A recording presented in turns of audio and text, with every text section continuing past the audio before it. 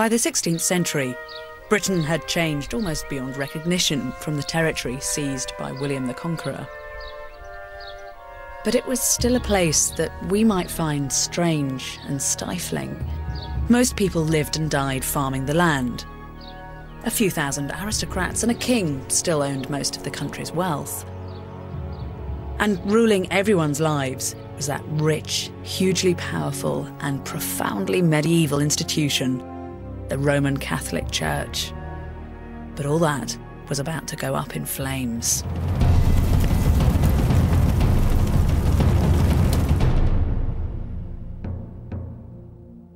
In the middle of the 16th century, the Catholic Church came crashing down, and it brought the medieval world with it. A tumultuous century of riot and rebellion followed, in which the people killed their king. It was a time when many characteristics of the modern nation emerged. We championed the underdog and embraced political rights, secular entertainment, and capitalism. 8,000 years before, the British Isles had begun life as a backwater on the edge of Europe. Come 1700, they were at the centre of a new world. This would be the Seventh Age of Britain.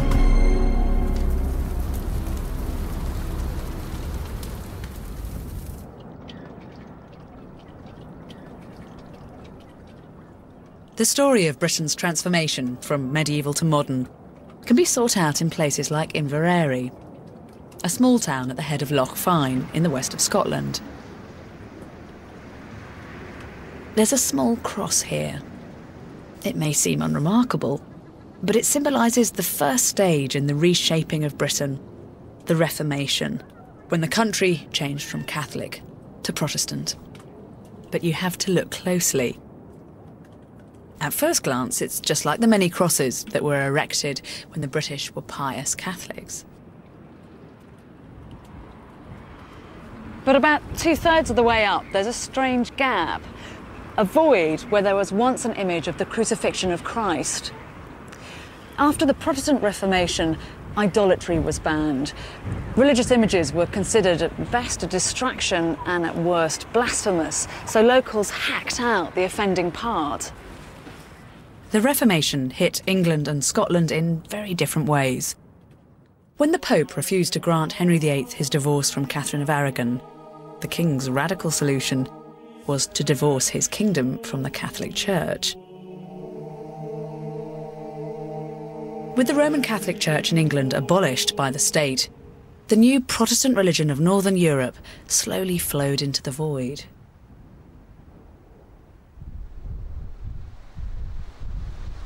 In Scotland, however, the Reformation, or Great Cleansing as it was known, was sudden and dramatic, carried across the glens on the lips of charismatic speakers like John Knox. The new religion was completely different to the old. For generations, going to church meant being submerged in the intensely visual world of Catholicism. Now, saints' statues were smashed and religious paintings whitewashed. The Protestant God was not to be seen.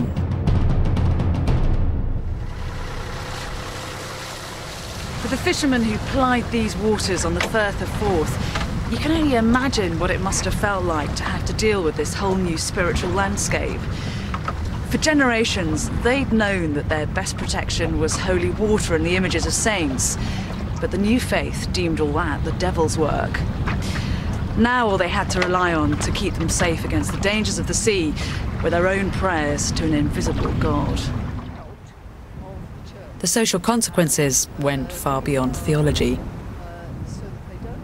This is St Columba's, purpose-built in 1592 as a Protestant church in Burnt Island on the north bank of the Firth of Forth.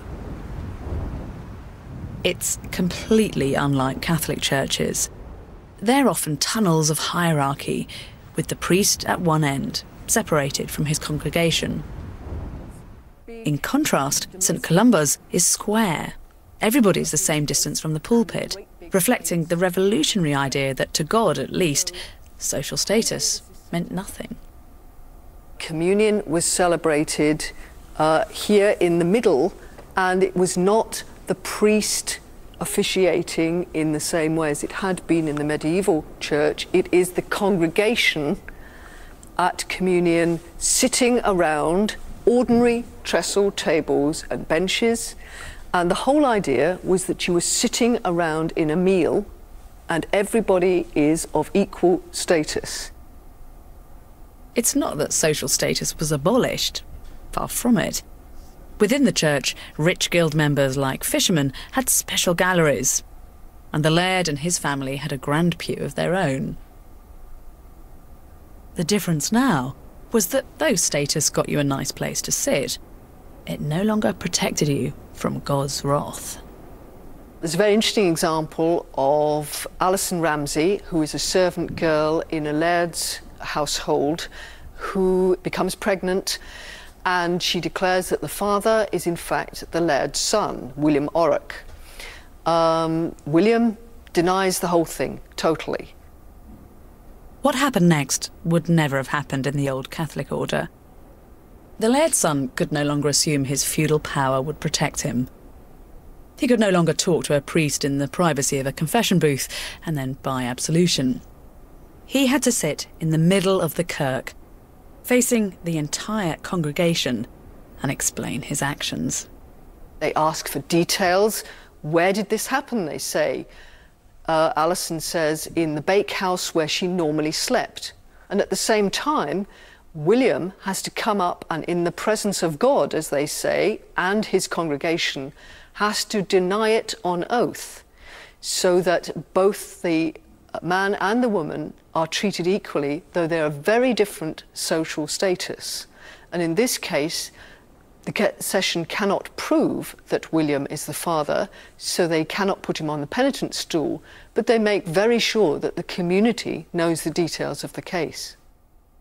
You can imagine the impact on the congregation of seeing the laird's son cross-examined, just like a servant girl.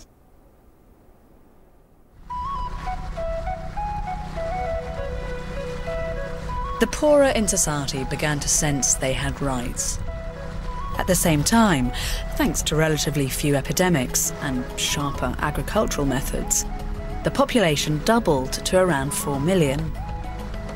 It was an explosive combination.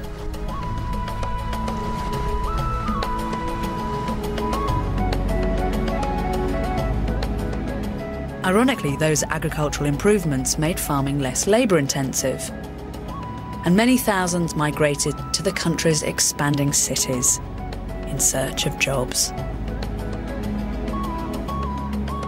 And this is where most came, a city on the brink of greatness, London.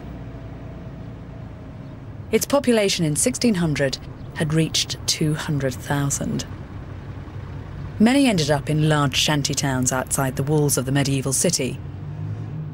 Just north of St Paul's is Turnmill Street. In 1600, it was a lawless hotbed of petty criminals, beggars and vagrants. It was also one of the most notorious red light areas in Europe. Dotted along here were tenement buildings, some of them 4 stories high, with a prostitute in every room.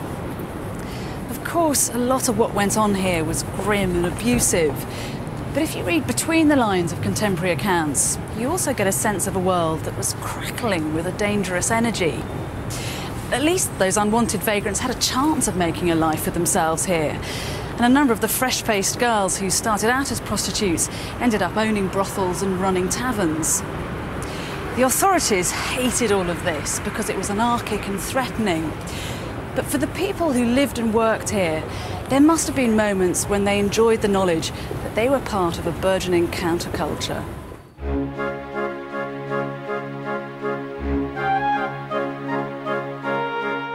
London was seething with new ideas.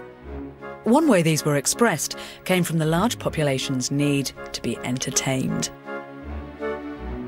In medieval England, most live entertainment had come in the form of mystery plays, biblical stories acted out during religious festivals. Elizabeth I's Protestant government banned the mystery plays. Savvy impresarios like brothel owner Philip Henslow spotted a gap in the market. and invented what we now call show business.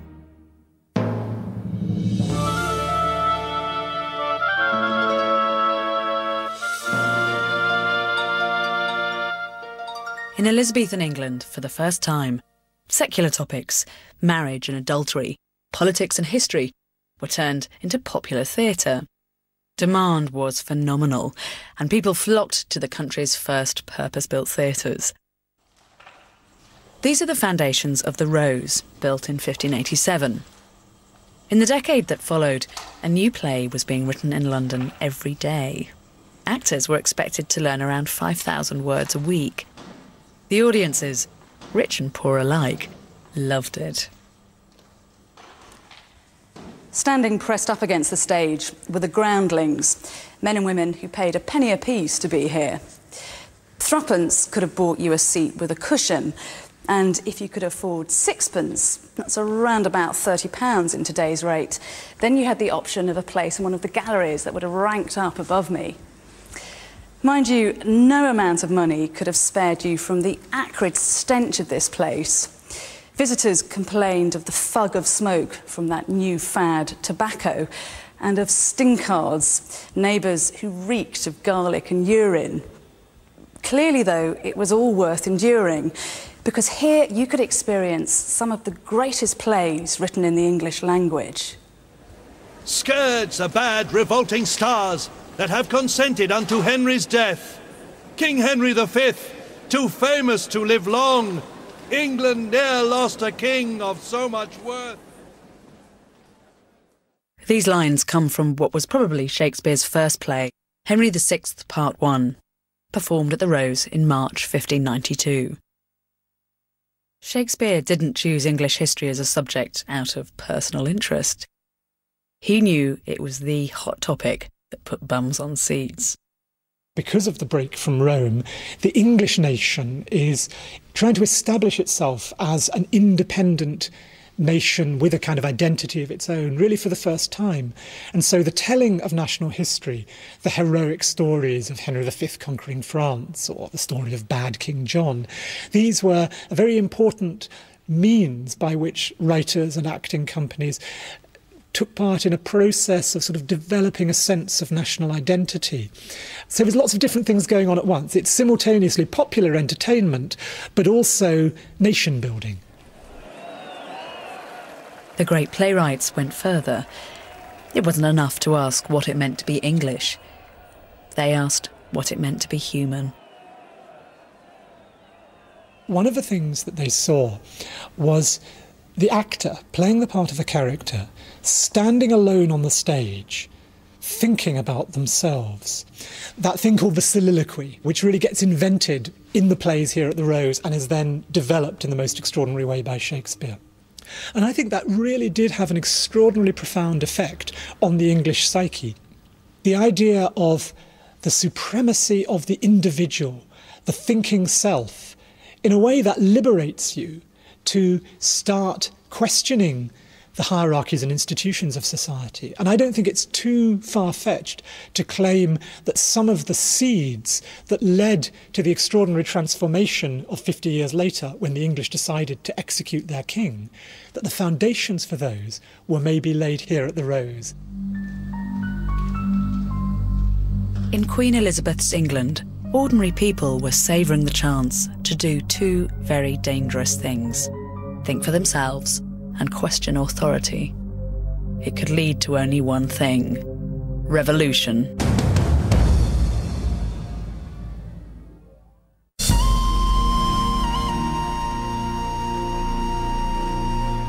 In pulpits and theatres, in pamphlets and plays, an increasingly literate population was thinking for itself. At the same time, a king, Charles I, who believed in his absolute divine right to rule, came to the throne. The scene was set for a series of showdowns. One of these took place here in Malden in Essex in 1629. In that year there was a severe shortage of food, but one which had as much to do with the behaviour of the new merchants as with the poor harvest. With King Charles I's permission, entrepreneurs were buying up grain and exporting it across the Channel. The poor faced famine, and to see grain being taken abroad to feed their enemies was extremely shocking. For others, those who were profiting from the development of a capitalist economy, this was something to be expected. 1629 put those two groups into conflict. There was a new Bolshie English spirit at work. When Flemish ships arrived to take away the corn, a group of rowdy Essex girls led a vociferous protest. We know that on Sunday the sailors down here were talking and grumbling about the presence of these foreign merchants. A group of women heard them, and on Monday they called to each other. They walk through the town calling to each other, and they assemble a crowd. They drag their children behind them, they brush aside the authorities who are trying to stop them, and they march to the boats. There they form themselves into a boarding party, and they force the Flemish sailors. You can imagine these Flemish sailors' shock.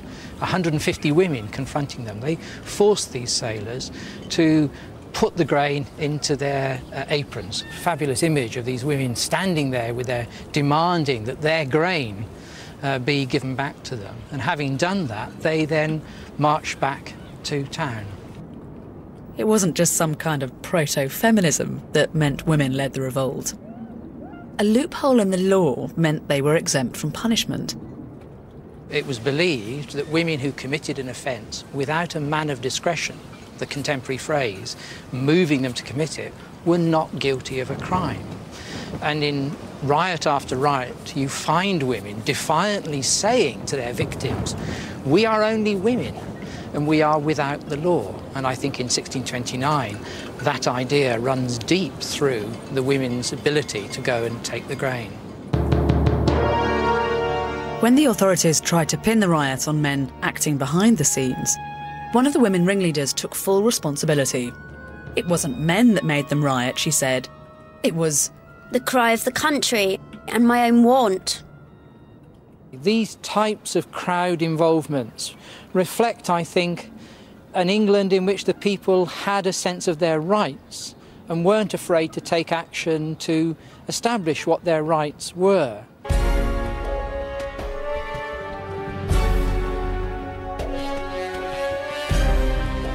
The problem was, how do you demand political rights in a society where there's no press and where it's just the landowners?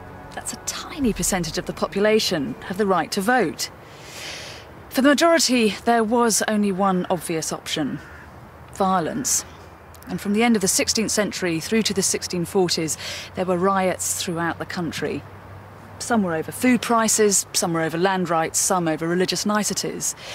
These were grievances that had been simmering for centuries and had now reached boiling point.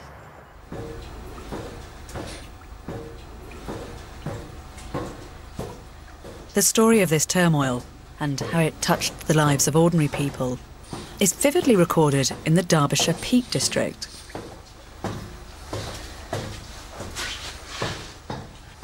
The writings survive of a community of miners who lived and worked here, scratching out a living in back-breaking shafts that burrow through unyielding rock.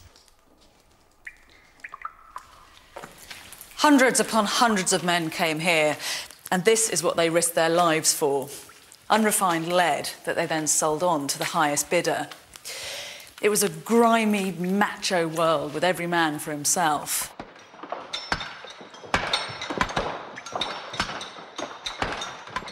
These pick marks are a grim testimony to a hard, brutal life, where men hacked nuggets of lead oxide out of the rock with nothing more than muscle power.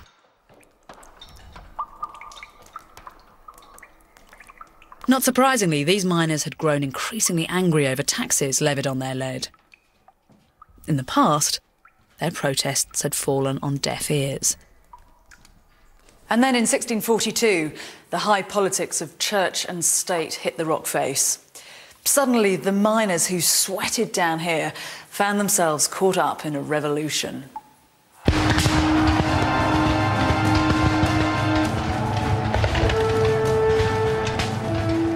The English Civil War had begun, and it would prove an extraordinary opportunity for people like the Derbyshire lead miners to be heard. During the 1630s, King Charles reformed the Church of England. Many MPs in the House of Commons, enthusiastic Protestants, thought it was a plot to return the country to Catholicism, and were horrified. In 1642, the unthinkable happened. King and Parliament went to war. The Civil War began over religion, but its effects went far beyond that. Both King and Parliament had to persuade people to join their cause, and for the first time this availed the population of an opportunity to negotiate privileges and rights from their aristocratic superiors in a way that would have been unthinkable in medieval England. The Derbyshire miners suddenly found they had real clout. Their lead was now of great strategic importance.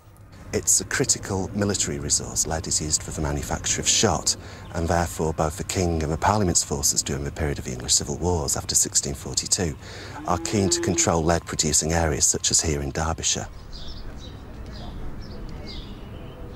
A focal point for these lead mining communities were pubs, like the Old Miners' Arms at Eyam, which dates from this time. It was in places like this that you could have met the tough, politically savvy customers the King and Parliament had to try to persuade to join them.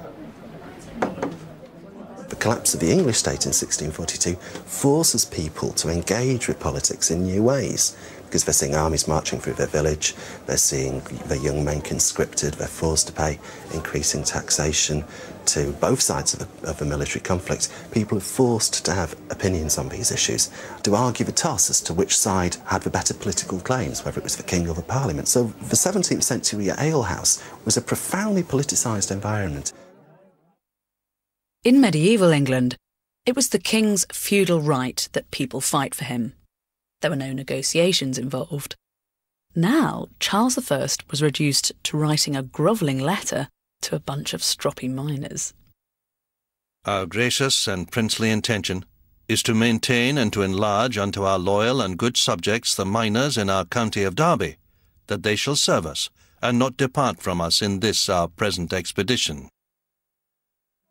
And you can imagine them opening up the King's Declaration, reading it aloud, others listening and arguing the toss. Well, should we listen to him? Is he our liege lord, or is he just a griping Norman tyrant? What attitude should we have to the King?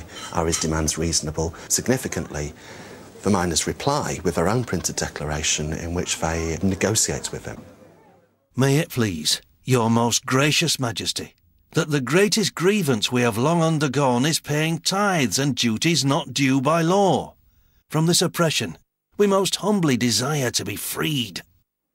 They ask him to eliminate certain taxes, certain dues which the Crown has traditionally levied upon the mining population, and in return for the abolition of those dues, they say that they will support him in his military campaign against the Parliament. And then the King replies back to them and says, that's fine, I'm prepared to do as you request. So there's actually a negotiation, a complicated negotiation being conducted between these assertive, rebellious miners and the King of England. War changes society in surprising ways. Neither the King nor the landowning classes that led Parliament wanted to give the lower orders more rights, but they found themselves forced to. Oliver Cromwell based his military success against the King on the simple realisation that to win battles, you need to promote men with ability and commitment, and not automatically prefer someone with aristocratic connections. I'd rather have a russet-coated captain who knows what he fights for than what you call a gentleman and is nothing else.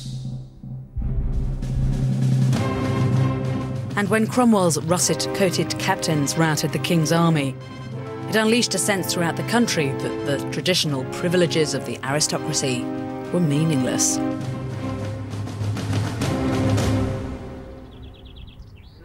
In the Derby Peak District, the same miners who'd negotiated with the King took on their old feudal lord, the Earl of Rutland. They moved onto his land near his seat at Haddon Hall. They rounded up and ate his deer, and gouged great craters in his beautiful parkland to get at the rich lead seams underneath. Not surprisingly, the Earl was furious.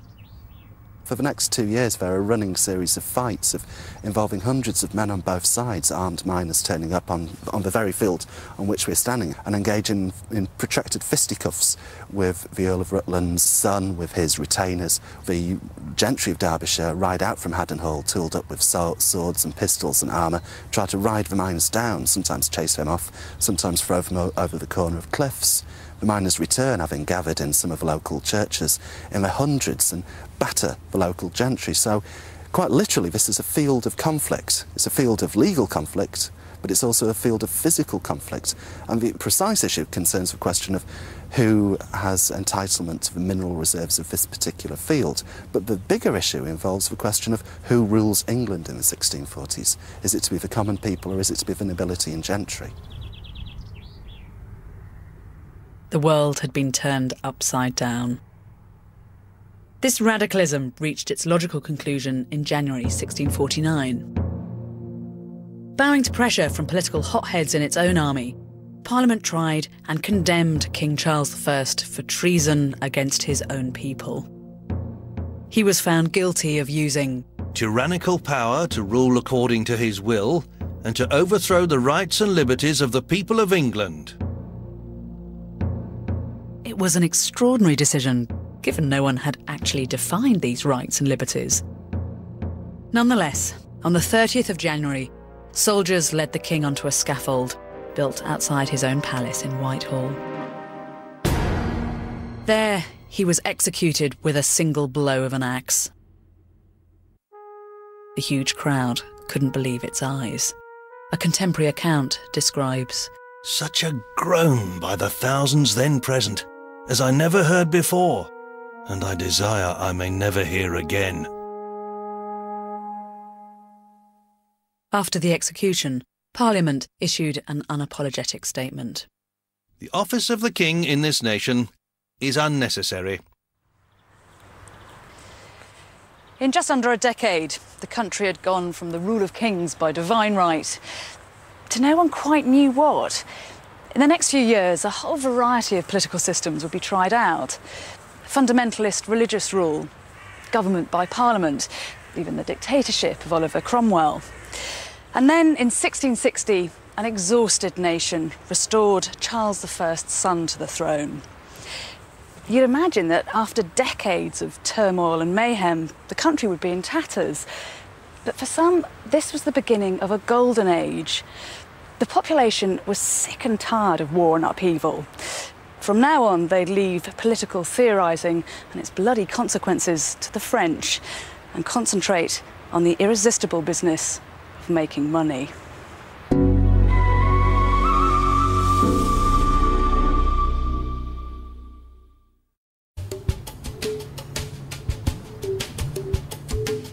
In the century between the Reformation in the 1540s and the Civil War in the 1640s, while the British were fighting for political rights, there was a parallel story of a nation becoming a commercial superpower. During this time, ever more ships reached the Americas and India. Trade boomed.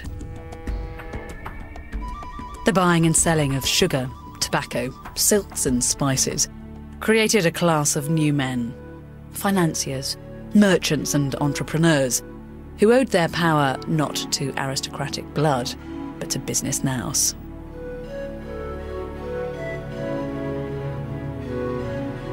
This growing overseas trade coincided with a massive redistribution of land. Between 1540 and 1640, the number of landowners would treble as the feudal gentry sold their estates to the new merchant class.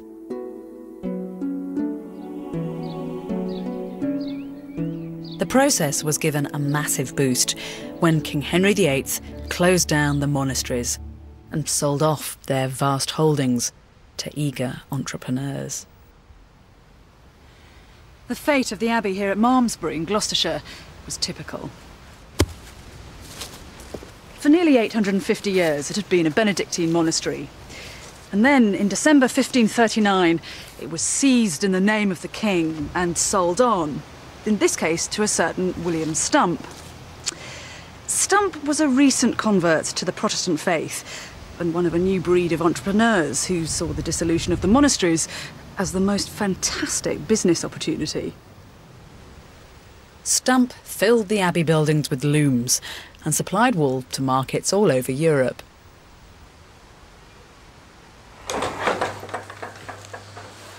The irony is that back in the 14th century, the monks here had run a successful wool production business. But whereas they were working to enrich the Catholic Church, Stump's motive was to become a player in the first ever global economy. Stump paid £1,516, 15 shillings and 2.5 pence for this historic monastery. And he was obviously a pretty astute businessman, because he soon made enough money to build this grand house with its fine gardens.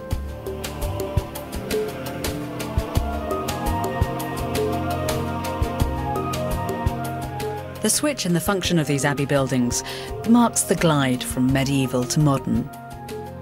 Monks, shrouded in incense, enacting mysterious rituals, were gone. Businessmen like Stump no longer put their faith in imagery, but in commerce. Catholic magic was giving way to Protestant pragmatism. Between roughly 1500 and roughly 1700, there's really a big change in how people think about the world in England.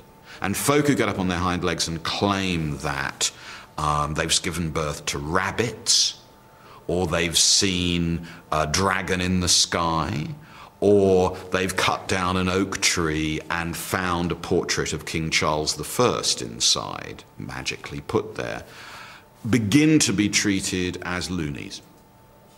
Part of the reason for that change is the increasing quantification, enumeration of people's lives. During this century, as accounting, land measurement, interest rates and calculations became part of everyday life, success depended on becoming numerate. You look in a mid-17th century yeoman farmer's account book. What you see is a lot of increasingly rational calculation. How much did I spend on feeding the cows? What's going to be the price at market? How much did I spend on that ploughman who then bunked off after only 2 days' work? The growth in that rational accounting mentality is really marked in 17th century England. And with calculation came a scientific and technological revolution. Nature, once seen as subject to God's whims, was now shown to obey precise mathematical rules, laid out in Isaac Newton's masterpiece of 1687, The Mathematical Principles of Natural Philosophy.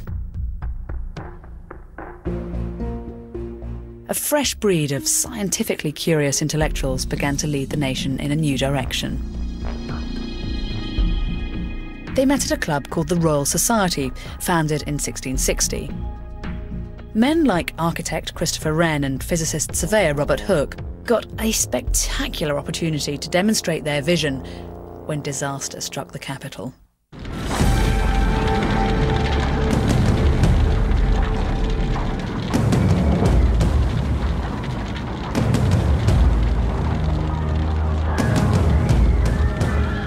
In 1666, the Great Fire of London destroyed the heart of the medieval city.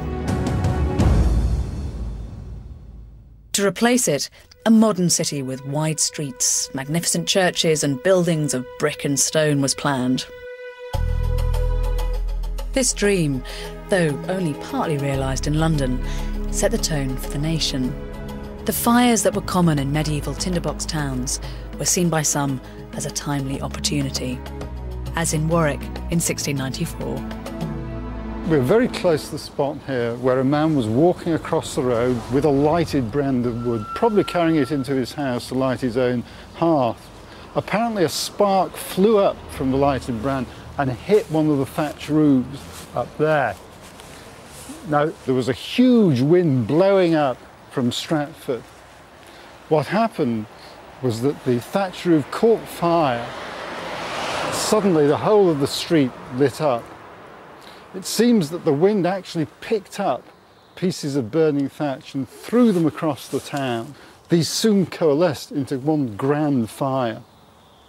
4 or 5 hours later, when the fire finally started to die out, something in the order of 150 or so properties had been destroyed.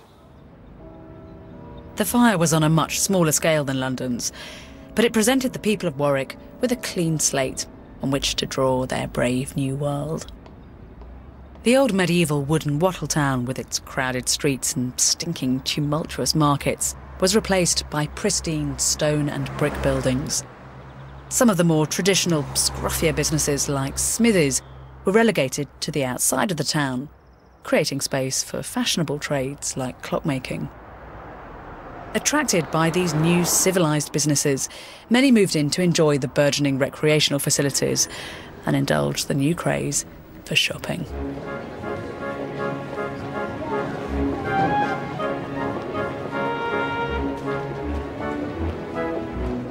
The shopping revolution is really about the growing number of goods that are being produced, which are of a luxury or semi-luxury character, which are not basic necessities to people. And we're actually standing here in the point which really was a fashionable shopping centre of Warwick. For example, Robert Blissett would have been selling fine cloths, and then across from me, a huge variety of products, including things like expensive spices. We had a cutler, we had a saddler, a bookseller, a very exciting new occupation in the town. Towns were rapidly becoming the desirable place to be. And by the end of the 17th century, the proportion of those working on the land had dropped from 90% to just 40%. Nowhere was the shift from a rural to an urban way of life more apparent than in London. I think this growth of London reverberated throughout Britain, generating all sorts of urban expectations. And you might then ask me, why was London growing? I think the growth of London probably is based upon the changing global position of Britain. Whereas at the beginning of the 16th century, it's right on the edge of Europe. By the end of the 17th century, with the growth of the Atlantic economy, it now becomes at the centre of a burgeoning global economy.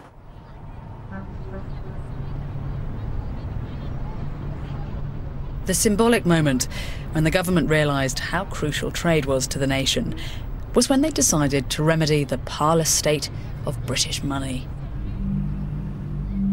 The currency was constantly being devalued, because counterfeiters snipped bits of the edges off coins and melted these down to make new ones.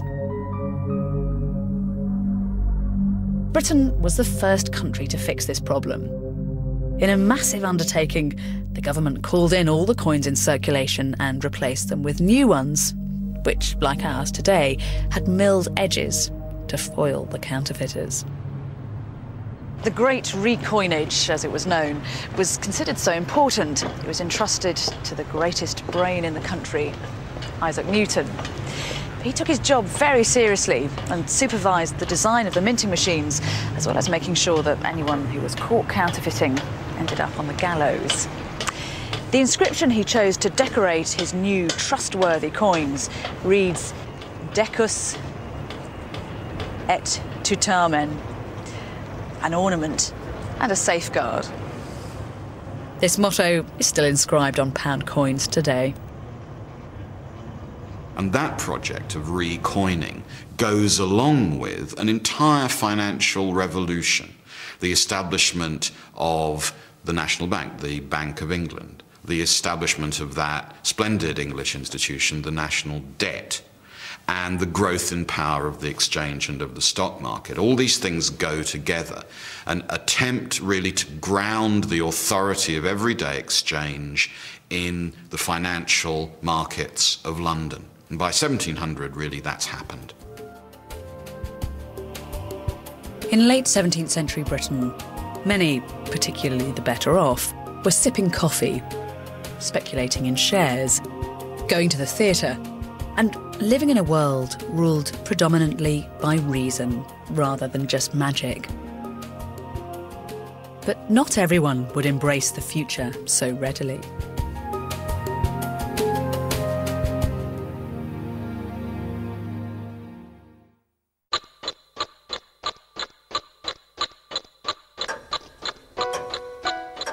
By 1700, two of the great changes of the previous 150 years, the Protestant Reformation and commercial opportunity, were combining to create modern Britain. Nowhere was this more apparent than in people's changing attitudes to time.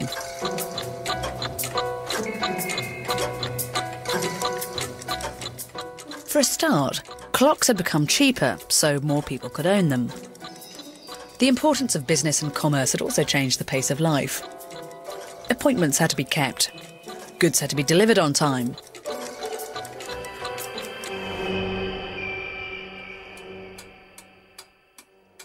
And in addition, Protestants placed a far greater emphasis than Catholics on punctuality. The key Catholic festivals were relaxed, day-long affairs, scheduled around the rhythms of the agricultural year. In contrast, Protestants wanted you in church on time to hear the sermon from the beginning right to the end. When God's presence is taken away, there is nothing but horror and trembling. After the Reformation, clocks like these weren't simply devices to mark time, but were a way of evaluating how wisely that time was being spent. The righteous used their time productively, whereas frittering away time was seen as a mark of the undeserving, idle poor. The godly family is the family that does what is appropriate at each time of the day and night, that doesn't waste time, that spends it appropriately, and that marks the hours and weeks in a rational, orderly, and pious way. And this is always contrasted with the wastefulness, with the dissolute, with the uncaring part of society. So it's seen that the poor are poor because they haven't spent time properly. In 1697, a law was passed demanding that paupers wear badges to mark them out. The Protestant work ethic had arrived, and with God demanding that every second marked by the ticking clock be used productively, the age of progress had begun. And it wouldn't just be the poor who lost out. The aristocracy, too, was being given a run for their money by a new breed of entrepreneurs. These were Britain's fledgling capitalists, and love them or hate them, they would change the way that we lived and worked forever. This is Neath in Wales. In 1700, this was the site of a coal mining complex, run by a budding capitalist, Humphrey Mackworth. With Bible in one hand and clock in the other, he wanted a return on the investment he'd made here, buying the land and installing mining equipment. He had to change the way his miners worked. Previously, people would be paid piece rates. Mow that area of land for such and such an amount of money, thresh that quarter of grain, I'll pay you so much. This is now, and people could do it very much in their own time. Now what is driving the investor, the entrepreneur, is to get a regular workforce turning up daily at set times. Mackworth wanted his employees to work 6 days a week for a salary and to turn up to work on time. The miners weren't interested. But unlike the cliched exploiter, Mackworth responded with carrots rather than sticks. He offered his men sick pay, pensions, and greatly increased salaries. Protestant capitalists like Mackworth were sowing the seeds of our way of working. What drove them was a belief that making money had a higher moral purpose. A friend of Mackworth's wrote, "The poor miners and labourers should have some small share with you in so rich a treasure. They have spent their lives to make you rich, and they should have a comfortable subsistence provided for them. This will bring you a blessing from heaven. Demand for coal was so high that Mackworth's mines were highly profitable, even if the policy of offering high wages could backfire spectacularly. Often high wages lead to these workers taking more time off. So you get a vicious circle. The more you pay them, the less they're willing to work, because they satisfy their basic needs of consumption, their food, and look after their families. And beyond that, they think, well, do I want to go to work today, or shall I take a day off?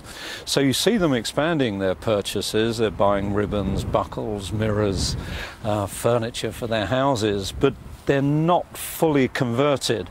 And the reason for this is that the goods they're buying are still rather expensive.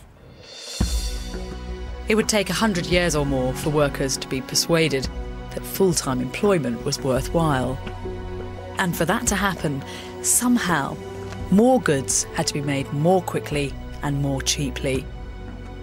And the country that got there first would lead the world into the modern age. Since Britain had become an island back in the Stone Age, it had been the muscle of man and beast, with a little bit of help from running water and strong winds, that had powered the country. Then, 8,000 years later, in a corner of the West Midlands near Dudley, one man realised a dream that would change all that forever.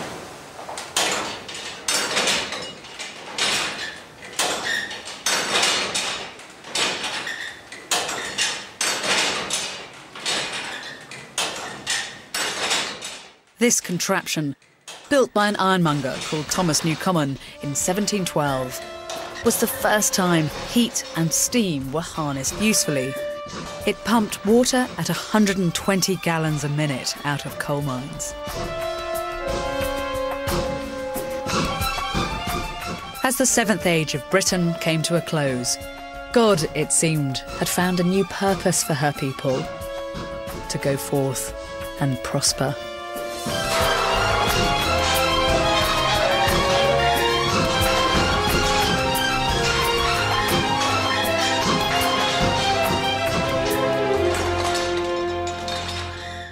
We began our history of the British people in the Stone Age. We've tracked the ebb and flow of ideas that have shaped our nation. We became farmers, forged communities, assimilated invaders and immigrants, learnt the power of the written word, embraced Christianity, endured terrible hardships, fought for political rights, and finally gave the world the modern industrial society.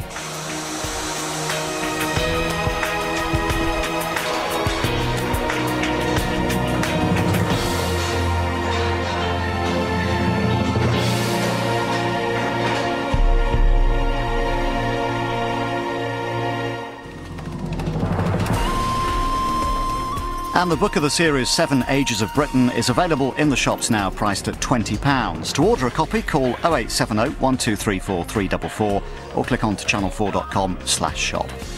Now, next on 4, Bruce Willis faces an evil like never before in the sci-fi comedy The Fifth Element.